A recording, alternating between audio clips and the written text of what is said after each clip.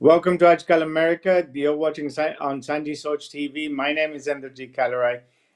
We're in election season. California's primary is coming up in a few days, and we are joined with a candidate for Folsom City Council. It's local to where we are. Jag Nagendra is just a few miles up the road from me. So physically, we're only a few miles apart, but we're joined virtually. With the primary coming up, we discussed normal U.S. and local politics, congressional, Senate, and assembly, and then also local offices, city council, supervisors, etc. Today, we're joined with Jag Nagendra, who's a candidate for Folsom City Council. And before I get too detailed and I miss points, I'm going to invite Jag to give us an introduction about Jag Nagendra, the candidate for City Council of Folsom. Who are you, Jag? How long have you been in Folsom?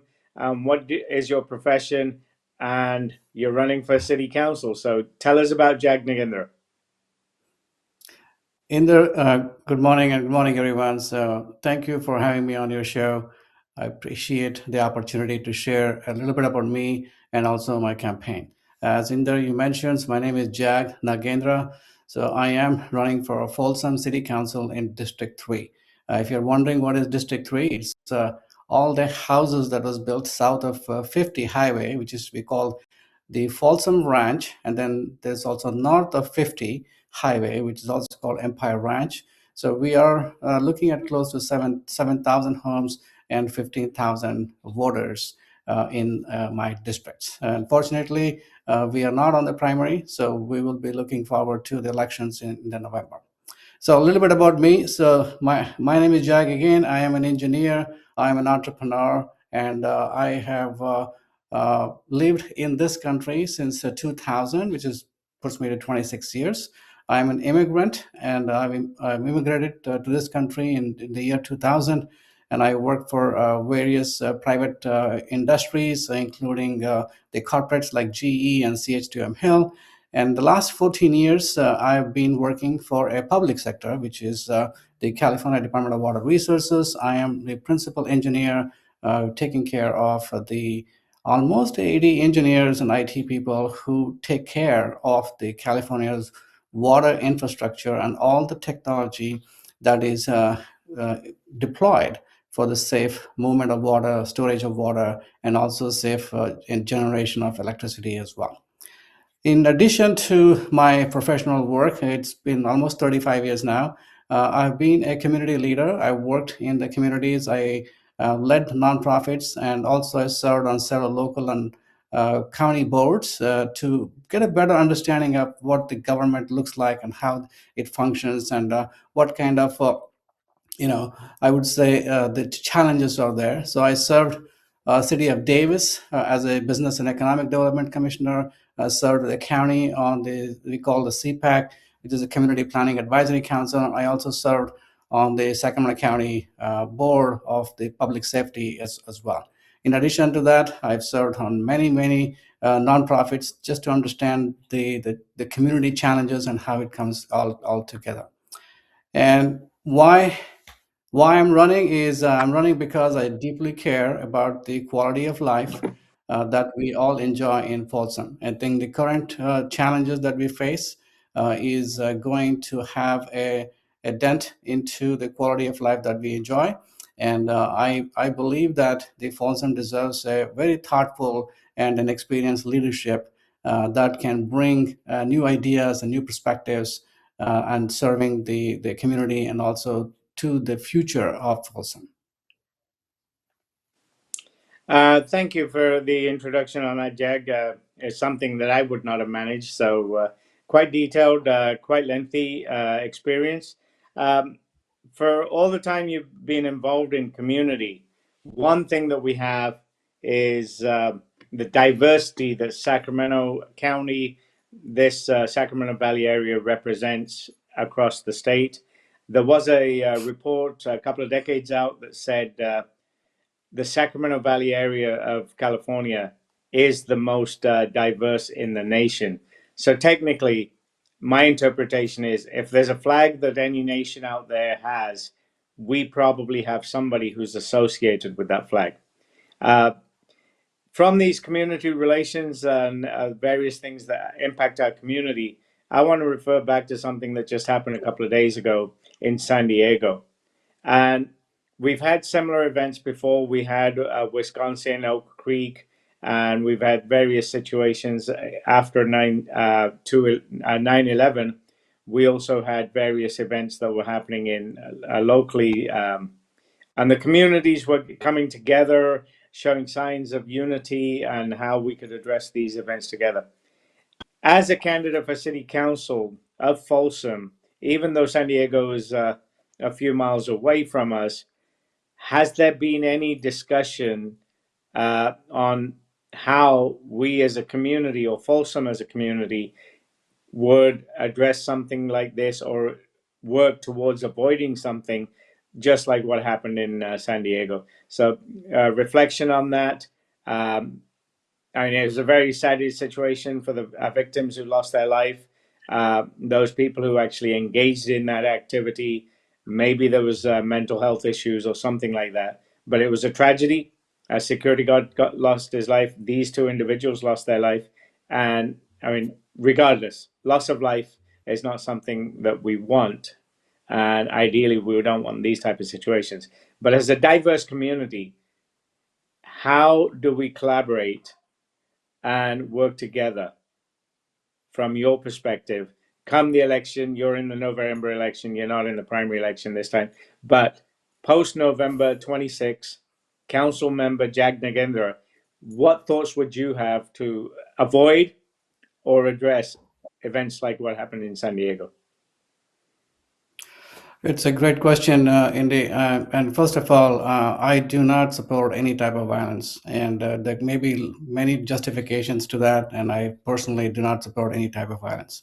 And second, and what happened in San Diego and what continues to happen in the country, um, it's really it's terrible. And I feel for the community that is bearing all these losses, and it is something that it should not happen. And I think in my personal capacity as a council member, what I would like to do is better community engagement and also better community integration into the local part of what we call the community. Essentially, if you look at Folsom, so we are a 95, almost 95,000 population today, and we have grown significantly in the last few years. And out of the 95,000, the 20% of the population is an Asian population. And if I look around in the governance, if I look around in the community in terms of the city, I hardly find any Asians who are part of this process. And I think the first step is that we, as the diverse community, we need to step up, and then we need to be part of the community, and we need to engage in all aspects of the community so that every part of this 95,000 population feels that certain group of people are different than the others. So right now there is even a thought that the certain segment of the people are different than us. Itself is troubling. Even though we are all here and working, even though we are all having our living here, even though that we are here for the best purpose and best intent, but there is the integration piece is something that I is really missing. Now, we in the past we used to talk about assimilation, and again, assimilation may not be a very well taken word these times, but integration would be the best thing to look at. That what I'm asking is that if I am Asian or a Middle Eastern in my city, and we need all diversity, we need all different people. What makes the fabric of this particular city? We need everyone to be part of the city government. We need everyone to be part of the decisions that the city makes, which affects all residents in this particular space. So my main focus is going to be on community engagement. My focus would be to see how we can create programs, to see how we can incentivize the minority communities who can step up and serve, and also who can step up and contribute and show that we are here and we are not strangers. Show that we care deeply about the city and the community and the country as anyone else in this place. And that would be the first stepping point that I want to make. The second is that we definitely need to have more visibility in places where we are not. So again, as from the a minority or immigrant community, we are all very comfortable with our own lives, and we are all comfortable with hanging out with the same people that either we come from. I think there is some level of we need to expand our network as a community, and then go into other communities so that we can better understand the perspectives and the challenges of the other community itself. This is again, I'm talking about tactics here, but I think the bigger strategy is the engagement. I think we need to bring community together. And finally, what happened in San Diego, and also the community that where I live currently, we have seen vandalism, we have seen hatred, we have seen the racial aspects of it in my own eyes, in my own community here, and it is real, and it is real, that hatred. And if it happens in San Diego, it can happen in Folsom as well. But we just cannot sit quiet and not take any action. I think we need to step up. We need to voice our opinion. We need to make sure that we understand the issues, and we need to collectively come together to solve these issues, social issues.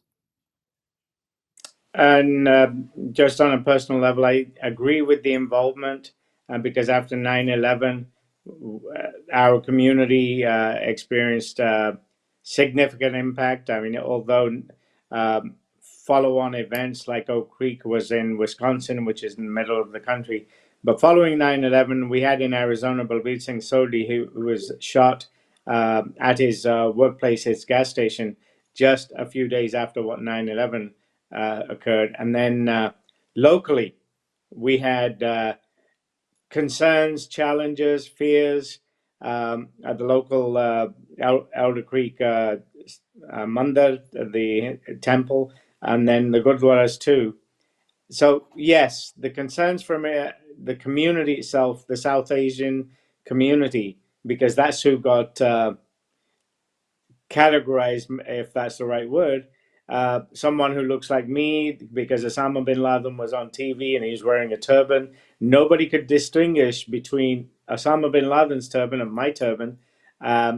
So there were issues. And in, like you said, assimilation, engagement are two features. So following that, there was quite a bit of effort, not to dig history or anything like that, but we joined up with the California State Fair. We did a whole bunch of events, follow-ons every year, literally. We had cooking shows, we had dance shows, whatever we could do to put our culture and our sort of kids on display and let people know that we're here, we're part of the US fabric, and we're contributing. What we as a community were accustomed to doing is professionals, engineers like you, doctors, scientists, IT people, we were all comfortable going to work and doing our nitty gritty stuff, coming home, enjoying family. But events like 9/11, like Oak Creek, and like San Diego now, as bad as they are, and as much as we don't want them, they are the ones that were the wake-up call that if we're in America, we need to participate in American activities too. And so California State Fair, other city community activities. I lived in Vacaville at that time, so various opportunities were consumed. So I agree with you in the concept that we need to reach out. We have to have a flow of people both ways, where we invite the local neighbors to our events and we attend theirs too. It's just a collaboration thing. Moving on from there, you described a little bit about Folsom, your district, which is south of 50, and a lot of new development there. So most of those people who are going to be living in your district are going to be new implants, or to use a different word, they're going to be immigrants to Folsom. They may be from Elk Grove, they may be from the Bay Area, they may be from Southern California, they may be out of state, and their reasons for moving into that district could be a multitude. Um, their preference for quality of life, their employment, education, and then moving from somewhere into that district. So, with these people being new to that district and the expansion that Folsom has done, what impact do you think the current infrastructure may have from all this new development, the new houses? And it's going to be on the roads. And you said you work for the Department of Water Resources. It's going to be on the supply of water, traffic congestion, water supply, schools. What currently has Folsom done that you're aware of to address these infrastructure issues?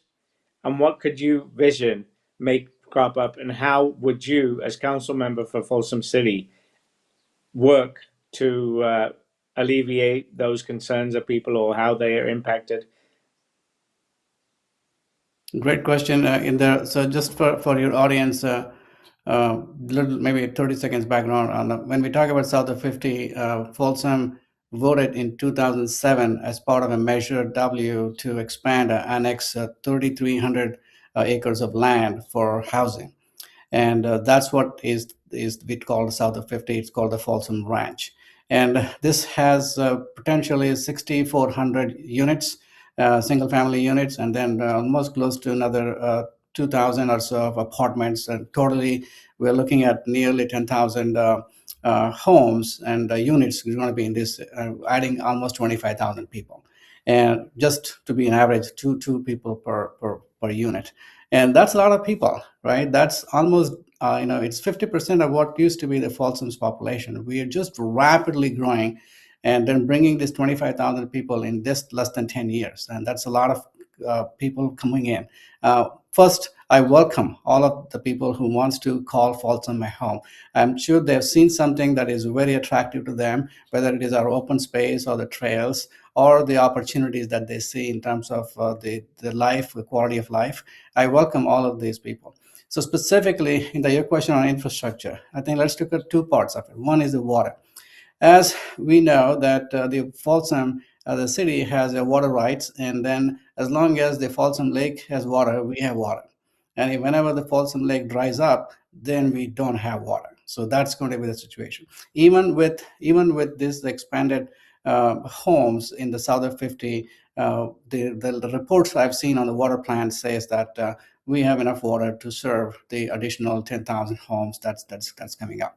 Now, when it comes to when it comes to the water infrastructure itself, there are some serious concerns because there's only one pipe, I believe, is that runs from the north side to the south side, and that is a bigger concern. Is that on a long term, if that pipe were to get damaged, or if the pipe were to be taken out for maintenance, then we have a serious issue in delivering the water to the south side of the 50. So that's an issue that we want to take a look at deep, in probably next year, and then come up with the mitigation plan, how we can provide a redundancy or provide some type of an isolation situation there.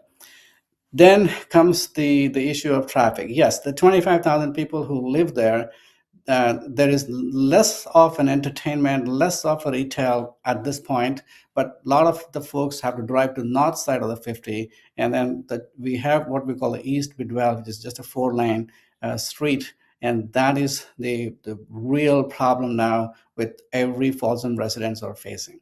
And it is the backups, the red light camera jumpers and accidents, and all of these are creating a lot of anxiety.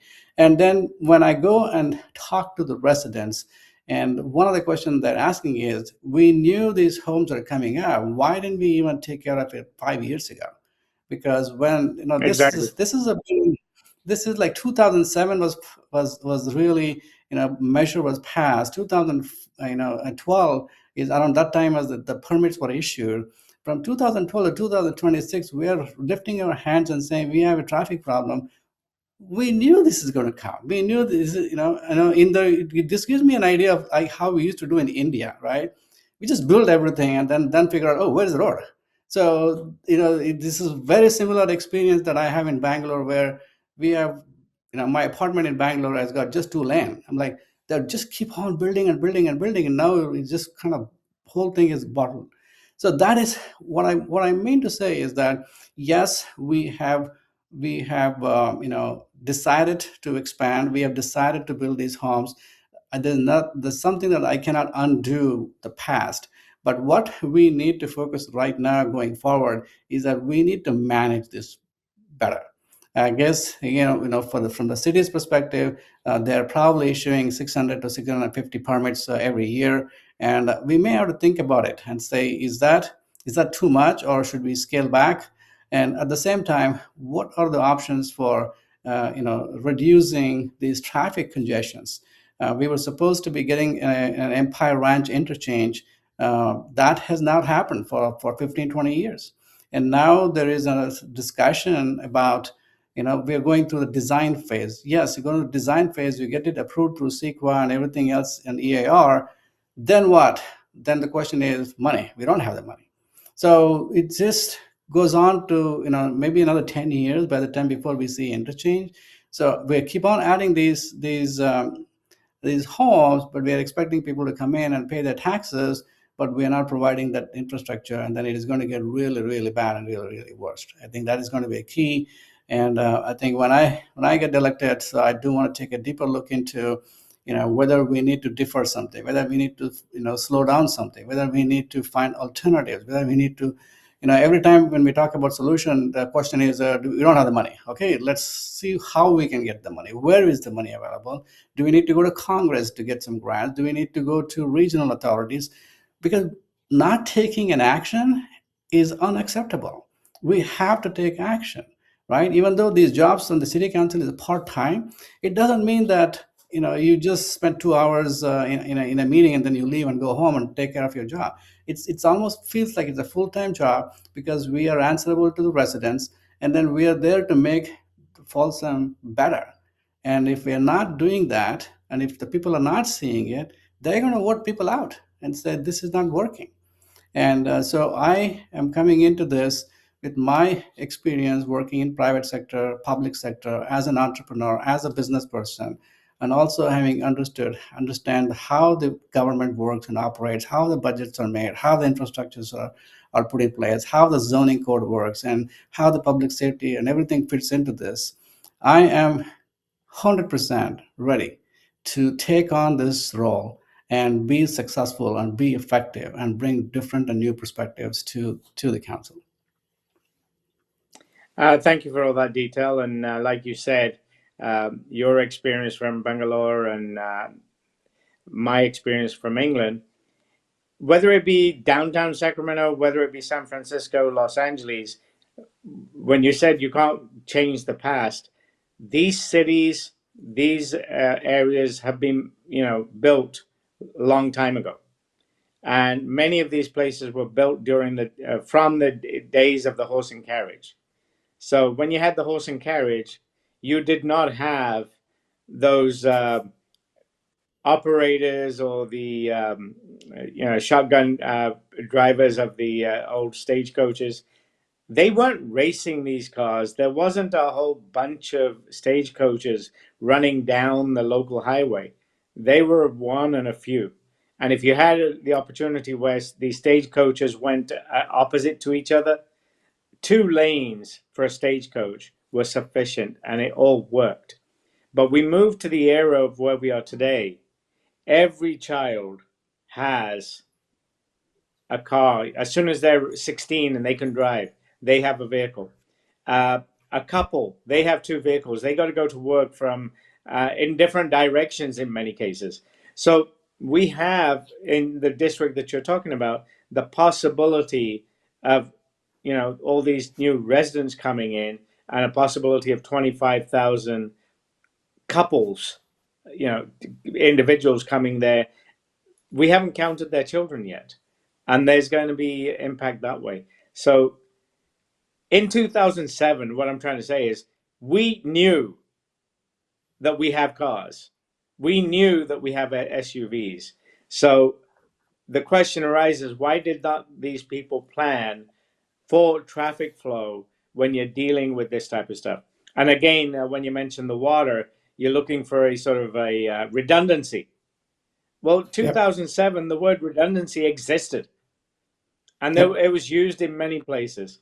So why did we not put in place a mechanism that if we have to shut down something, we can reroute it or we can depend on this side? So totally understand the concept that you raised up. And I repeat the same questions for those people who were there 19 years, 10 years ago.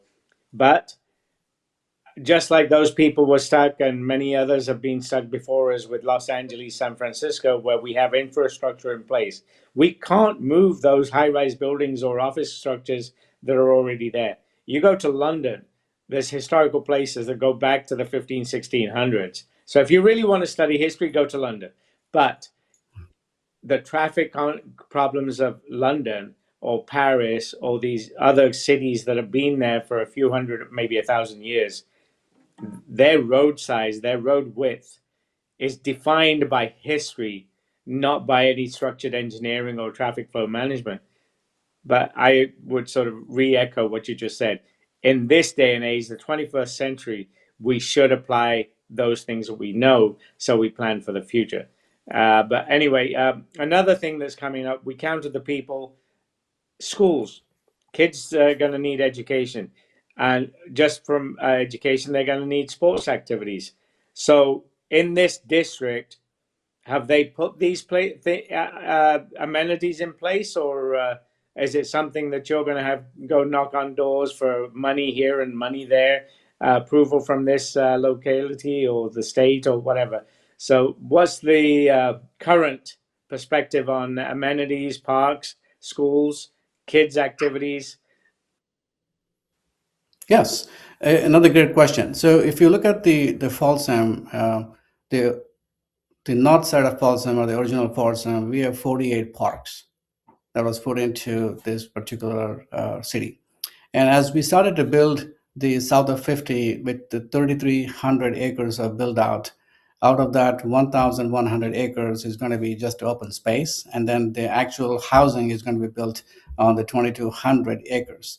Now, within those 2,200 acres, we were supposed to have 10 parks in there. So that, again, the 10 parks, I believe it's a two community parks and two or four neighborhood parks, and then the rest are the small parks, like the dog park and things like that.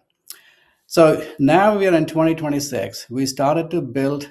They started building in 20, I believe 2015 or 2016, and then I think the first home was delivered in 2018, around that time. And and after 8 years, we have one park. We just have one park in South of 50. And then we're working on the second park, which we call a neighborhood park. And that is being currently designed and probably 2 to 3 years away from actually building it, right? And then we still have to get to 8 more parks. So what's happening in the here is this is what is happening. I had a meeting with the city manager recently, and I said, guys, as you delay, the cost of the park is going to double or triple. And Yes. then you're going to come back to me and say, we don't have the money, right?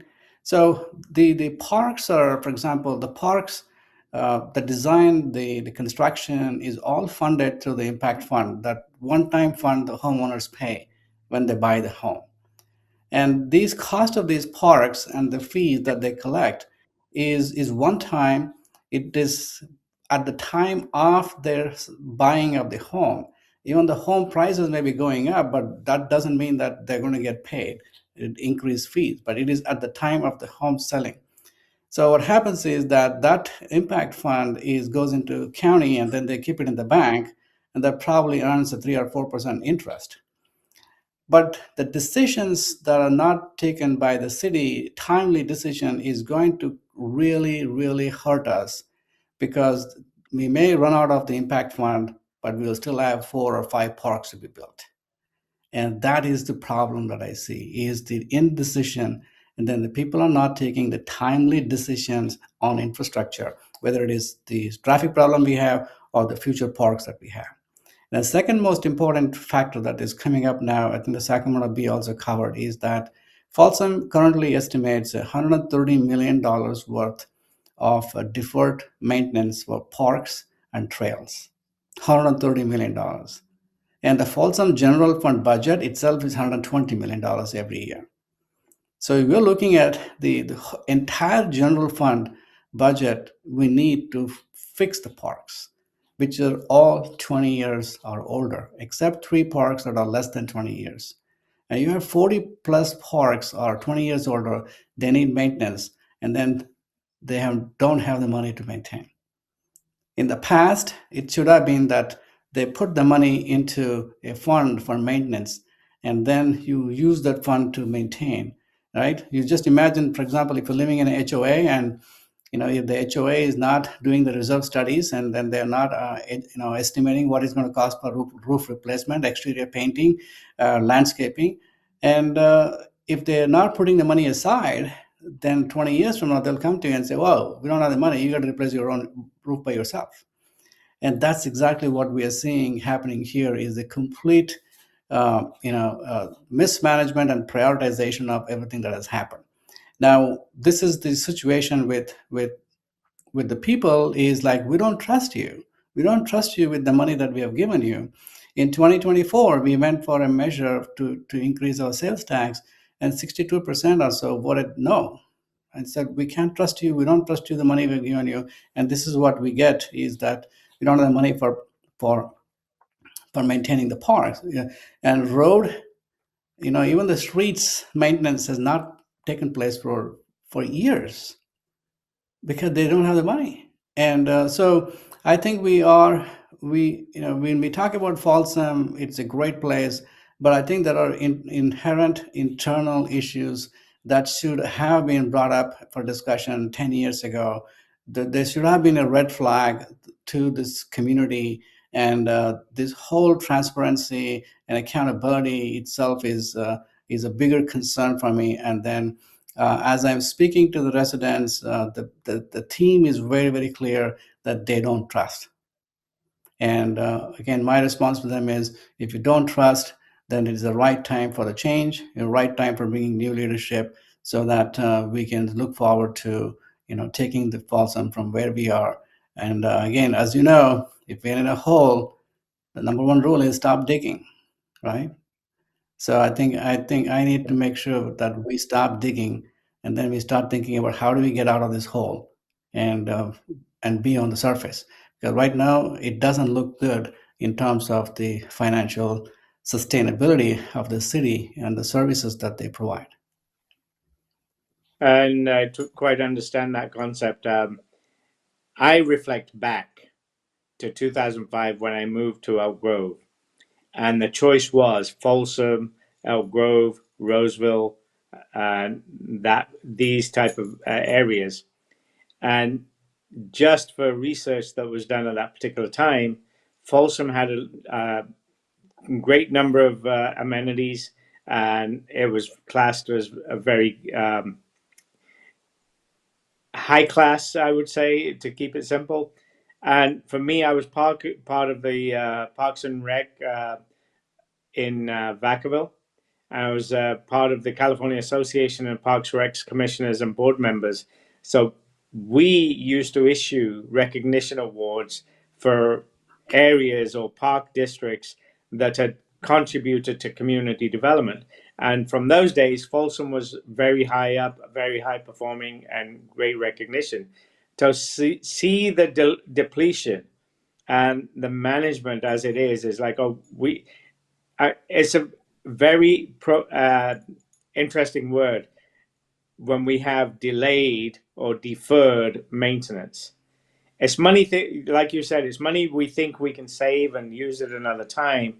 But there's two things that happen. One, inflation. So if we don't spend the $10 today, in 3 years' time, it's going to be $15. But we only had $10 in the bank.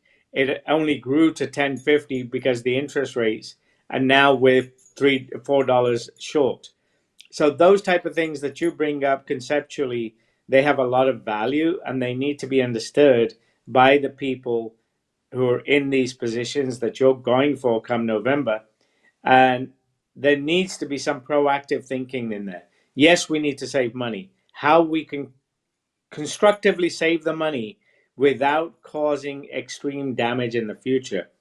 Um, we've had some changes happen in the Folsom area itself. Intel was a huge organization. It occupied a lot of real estate. In the past few years, it sold some of that.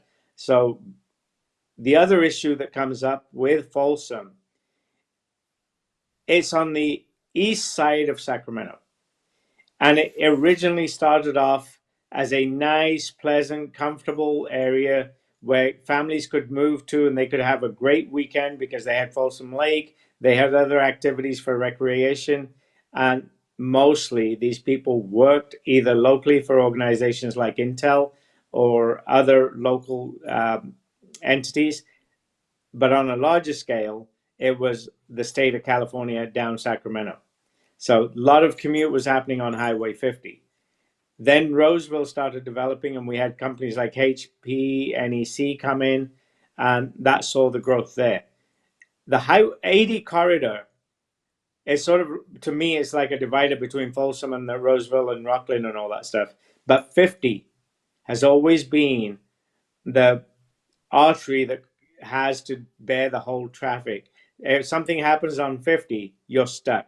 So you may not be going for a few hours one way or the other.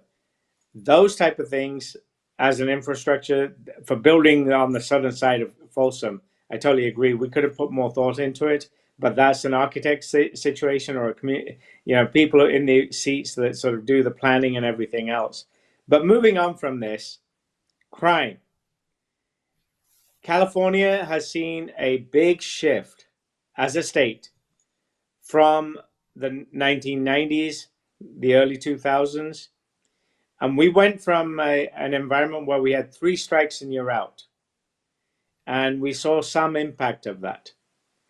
And now we ended up a couple of years back where people were storming the malls, the Galleria, the Arden Mall, or other malls, and just walking out with whatever they could grab. I actually witnessed something in Arden Mall where a car drove up, stopped on the outside, a bunch of people got out, stormed the store, grabbed what they could, got out, put it in the car. We have a lot of store policies, if that's be the right word, where employees are told not to engage. It makes common sense. If you engage with these people, somebody gets hurt, then we have other consequences. So if they're going to take material things, let them take them. But we also had this thing that was a $950 limit, that it's not a felony up to that amount. I think that encouraged a lot more people. And then we had various enforcement issues where the one district DA enforced it that said, if you did 950 yesterday and you do 200 today, you're over the limit. Many DAs who took it as, oh, you only did 800 yesterday and you only did 400 today, oh, you're under the limit, it's not a felony. Those, I'm going to say, were sort of political decisions. We have technically a left and a right mechanism of politics in this state, this city, the country. It's on one side wants to have a crime reform and re-education and try and, I would say, educate people away from that. And then there's another thought: you did the crime, you got to do the time. From Folsom's perspective, and your perspective is coming in as a council member, how do you see crime now? Is it getting better? And when these 20,000 people move into southern Folsom, and you're going to have some retail out there for them. I mean, we talked about parks. We got to have retail. We have to have ancillary services, doctors, opticians, pharmacies, all of those support networks that any community needs. But looking at crime and your discussions with the law enforcement people of Folsom, the sheriff of Sacramento. Where do you see the level of crime today in the Folsom area, and what measures could be taken in the future to keep Folsom residents safe?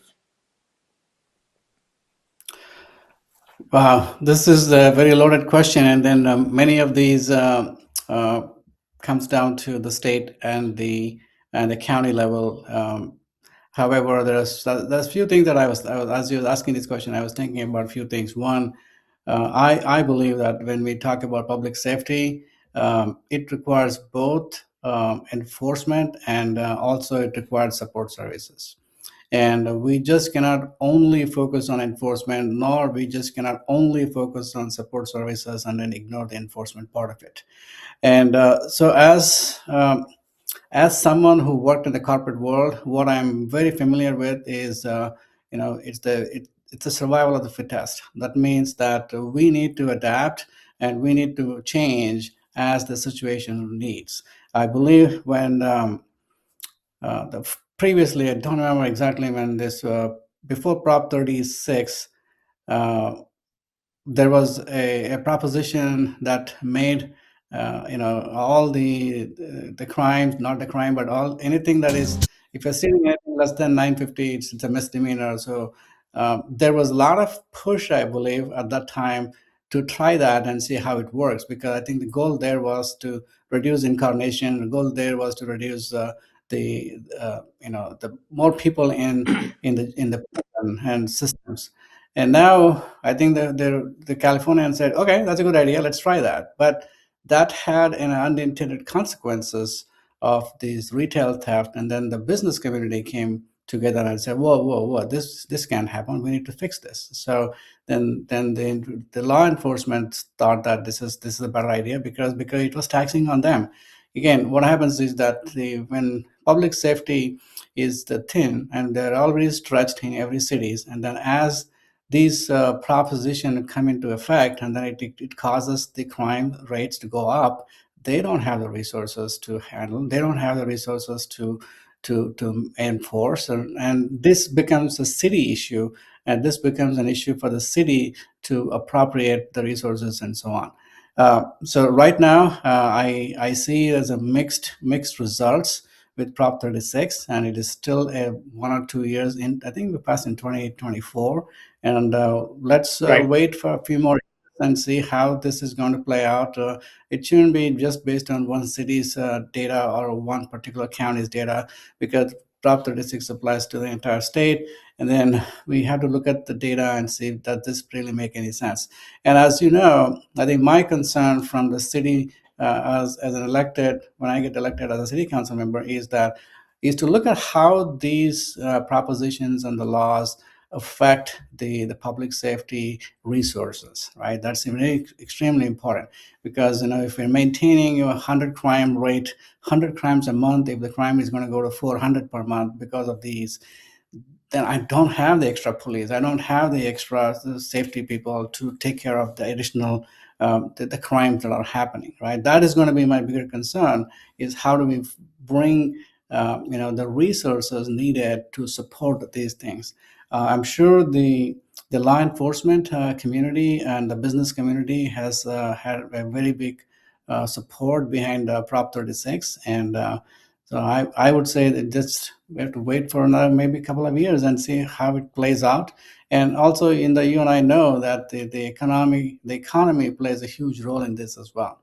So we may have Prop 36 and with zero crime today, but if the economy tanks, then those are the things that are going to go up as well. So it's a balance between how we provide those support services when the economy is not doing well, when there is a homelessness issues, how we can provide those support services so that they don't become part of this criminal activity where the theft and is happening, right? So that's a balance. And as you know, the cities don't provide mental health services because that's part of the county. That's what the proposition, I think it's Prop 63, the funding that goes into the county, and that they're supposed to provide the mental health services and support services so that as a county they manage. So what it means to me is that we need to work very closely with the county and understand their priorities, understand their spending, and then understand our issues, so and work together to make sure that we are putting the resources in the right places in the right time. Because if we miss the time, then it becomes the pace becomes an issue, and we will never be able to catch up and follow through on any of these issues. Right. We've covered quite a bit of a territory in last few minutes. We've done crime, we've done community development, parks and rec, and infrastructure, water supply, and all the other stuff. One thing that comes in is we talked about this new development district. We've talked about the people who are going to be coming there, the development of schools and the infrastructure to support them. And relative to this retail crime issue comes the concept of youth. Many youth, I mean, as kids, we're all well behaved. We're not sort of doing, I mean, we have mischievous behavior, but it's not necessarily categorized as criminal. What amenities has Folsom got or plans to put in place for this youth that we're going to have attending these schools and after school activities? I remember, like I said earlier, a couple of decades ago, Folsom had a very good network of, post-school activities. But I'm looking at it from an angle of more people, more stress, more strain. Have those programs expanded to keep up with the growth that Folsom is doing, or is there going to be a challenge there? That is a good question for school board members. And as you know, this Folsom City Council, they don't administer the school systems, and it is the school board which has elected members, and it is part of the school system to determine after school programs and the student engagement and so on. However, leaving the school management and school governance separate, the Folsom as a city, we should be encouraging the local nonprofits, and so that these local nonprofits provide opportunity for youth to be part of that. I'll give you one example. The Friends of Folsom Parkway is a great organization. It's been here for decades, and they've been advocating for more trails, more parks, and park maintenance itself. Not even then the city can't take care of the parks. They mobilize the residents, and they bring the tools, and they go and clean the parks. They go and clean the trails, and they do all this. So this particular group I'm also distantly associated with has youth program. Basically, they have youth. They created a youth directors as part of this program, and then the high schoolers, like two or three of them, serve as directors on this, and then they run the programs for the Friends of Folsom Parkway. Similarly, there are a lot of organizations like Friends of Folsom Zoo, Friends of Folsom Powerhouse, there's Friends of Folsom Hope. There's so many other local organizations. Is extremely critical, and it's an important fabric of Folsom, because as I speak about community engagement, the community engagement cannot happen by just giving a speech. It happens by engaging with these already existing groups and nonprofits, so that we can build on the strength of these nonprofits, and then we can see some immediate wins by doing that. We're trying to start from scratch. I don't think it's going to be possible to catch up with the needs of the community and the needs of the governance at this particular time.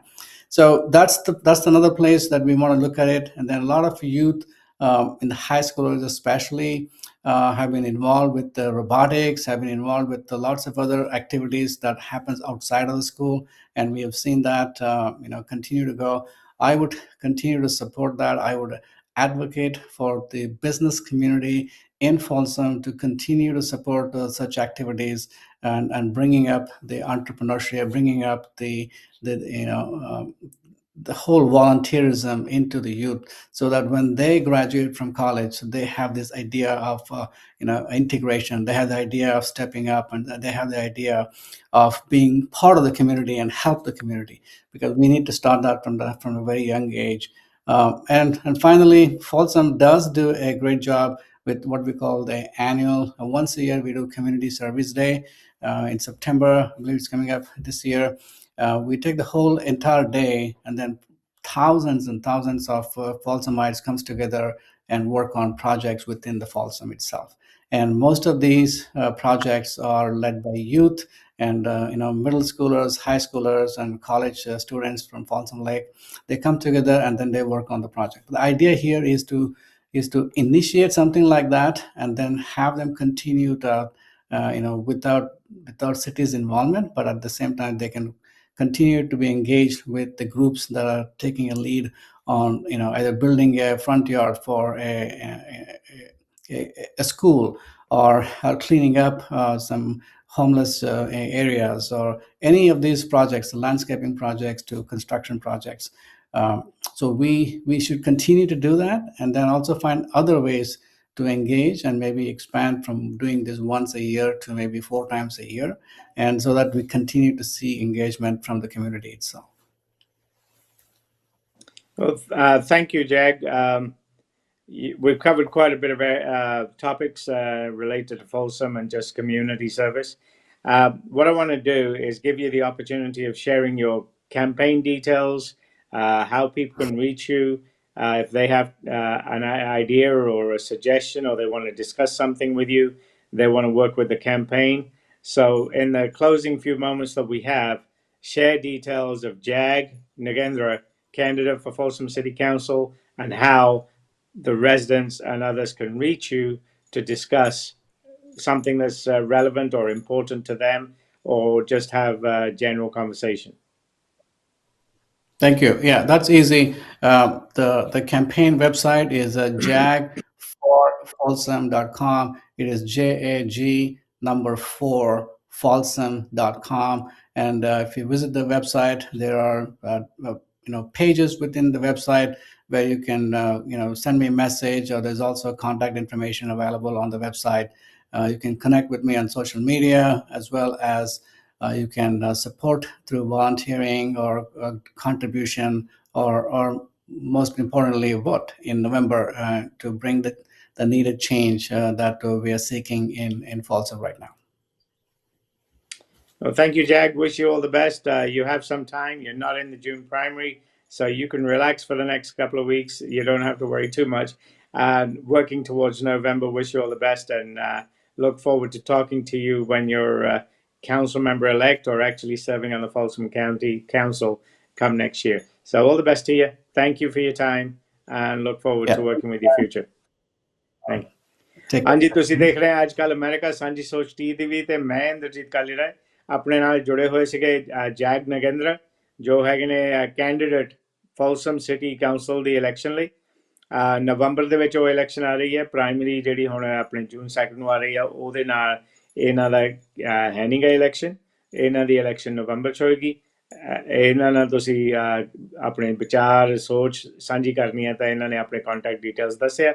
ਇਜਾਜ਼ਤ ਦੇਵੋ, ਮਿਲਦੇ हैं अगली बारी। ਅੱਜ ਕੱਲ America साझी सोच TV, मैं इंद्रजीत कालेराय। Thank you.